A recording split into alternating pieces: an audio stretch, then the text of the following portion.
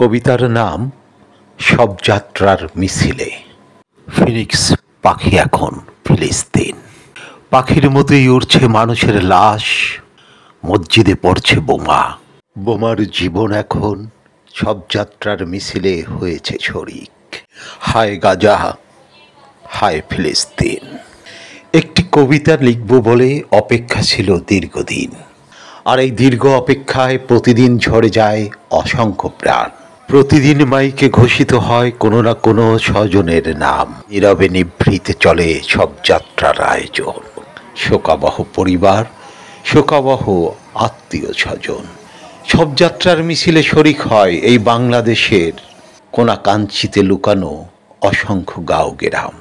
প্রতিদিন ঝরে যায় শত শত প্রাণ, শত শত জীবন, কেউ অপঘাতে, কেউ আবার পক্ষাঘাতে, কেউ বা বিছানায় নিজ ঘরের আঙিনায়। মরে যাওয়াটাই পৃথিবীর নিয়ম।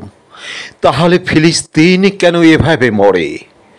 কেন গাজায় এভাবে বোমা পড়ে? কেন শবযাত্রার মিছিল সেখানেই বাড়ছে প্রবল? তবে কি বিশ্বে নেই আর কোনো মুসলমান? এভাবেই একদিন শবযাত্রার অংশীদার হয়ে মিশে যাব মাটিতে, প্রতিজন ইহুদি, খ্রিস্টান কিংবা মুসলমান।